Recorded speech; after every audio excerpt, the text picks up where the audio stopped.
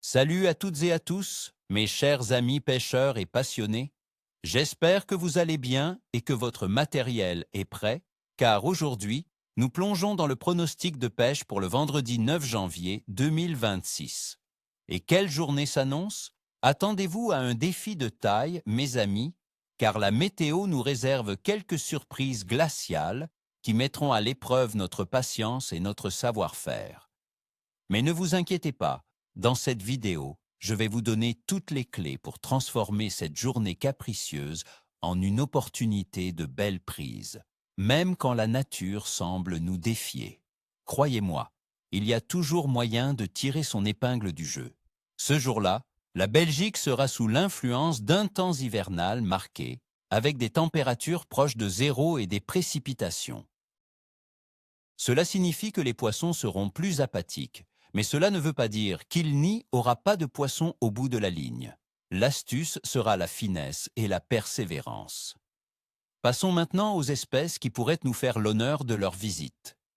Pour ce 9 janvier, nous allons nous concentrer sur les carnassiers et quelques poissons blancs qui peuvent être actifs. Je pense notamment aux brochets, aux cendres, à la perche et aux gardons. Commençons par le brochet. En cette période, mes amis, le brochet est souvent léthargique, mais il doit se nourrir. Où le chercher? Principalement dans les zones les plus profondes et calmes des rivières et canaux, là où la température de l'eau est la plus stable. Recherchez les cassures, les zones encombrées de bois morts ou de roseaux immergés. L'eau plus chaude en profondeur est son refuge. Sur quoi le pêcher? Oubliez les animations rapides. Optez pour de gros leurres souples animés très lentement, presque à la traîne, ou des jerkbaits suspendus avec de longues pauses. Le mors manié, avec un petit gardon ou une ablette, sera également redoutable, présenté juste au-dessus du fond, avec une animation minimaliste. Couleur naturelle pour les eaux claires, ou des teintes plus sombres comme le noir ou le bleu silo est teinté par les précipitations. Ensuite, le Sandrechikak iba, ce carnassier rusé. Il se tiendra dans les lits de rivières profonds, près des cassures ou dans les sections calmes des canaux, là où l'eau est stable et où il peut embusquer ses proies. La pêche à la verticale avec des petits leurres souples de 5 à 10 cm sur une tête plombée légère est très efficace. Animez-les près du fond avec des pauses prolongées. Les couleurs naturelles comme le perche ou le fire tiger peuvent fonctionner, surtout si l'eau est un peu trouble. Le mors manié avec un petit vif ou un morceau de poisson coupé peut également faire des merveilles. Pour la perche, elle se regroupe souvent en bancs compacts en hiver.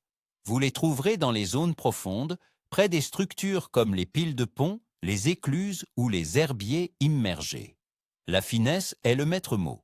Utilisez de petits leurres souples sur des têtes plombées et légères, des micro-jigs ou même la pêche au drop shot avec un petit verre de terre ou de vase. Une animation subtile et lente est cruciale. Les perches seront très opportunistes et chaque touche sera une victoire. Enfin, le gardon et les autres poissons blancs. Ils se rassemblent en bancs serrés dans les zones les plus profondes et les plus calmes. La pêche au cou ou au feeder, avec des èches fines comme le verre de vase, le pinky ou quelques asticots, sera la plus adaptée. Amorcez très peu, juste de quoi les maintenir sur le coup, car leur métabolisme est ralenti et ils se nourrissent peu.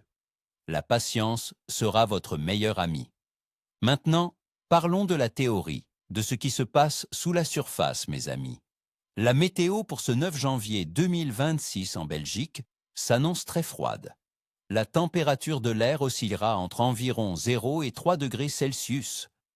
Nous aurons des averses de pluie et de neige tout au long de la journée, avec une forte probabilité de précipitation, ce qui rendra les poissons apathiques et peu enclins à mordre. Le vent sera de sud-ouest, modéré à fort, pouvant atteindre 45 km par heure, ce qui accentuera la sensation de froid et rendra la pêche plus difficile en surface. Cette combinaison de froid, de précipitation et de basse pression atmosphérique, qui accompagne souvent la neige, va fortement influencer le comportement des poissons, les poussant à se calfeutrer en profondeur. La température de l'eau dans nos rivières et canaux, notamment dans la Meuse, devrait se situer autour de 4 degrés Celsius. À ces températures, le métabolisme des poissons est ralenti. Ils se nourrissent moins et sont beaucoup plus prudents. L'eau a montré une tendance à la baisse ces dernières semaines, ce qui maintient les poissons dans leur mode hivernal de conservation d'énergie. Quant à la phase lunaire, le 9 janvier 2026, nous serons en lune gibbeuse décroissante, s'approchant du dernier quartier. L'illumination sera d'environ 61%. D'après les croyances populaires et mon expérience, l'activité est souvent plus forte autour de la nouvelle et de la pleine lune, ce qui signifie que cette période n'est généralement pas propice à un coup de folie. Cependant, un changement de temps peut toujours déclencher une brève fenêtre d'activité. En résumé, l'activité générale des poissons sera faible à capricieuse. Les poissons blancs seront quasiment inactifs, regroupés en bancs serrés dans les zones profondes. Les carnassiers, nos cibles principales, seront en mode économie d'énergie. La clé du succès sera de profiter des rares fenêtres d'activité, de pêcher avec finesse et de persévérer dans les zones les plus profondes et abritées. Chaque touche sera une victoire, mes amis. Voilà, mes amis, vous avez toutes les informations pour affronter ce 9 janvier 2026. Je vous souhaite à tous une excellente session de pêche et comme on dit, ni queue ni tête. N'oubliez pas de liker la vidéo si elle vous a plu, de vous abonner à la chaîne pour ne rien manquer de mes prochains pronostics et surtout, racontez-moi tout en commentaire. Quelles sont vos astuces pour pêcher par grand froid? Avez-vous déjà fait de belles prises dans des conditions similaires? Partagez vos expériences. J'ai hâte de vous lire.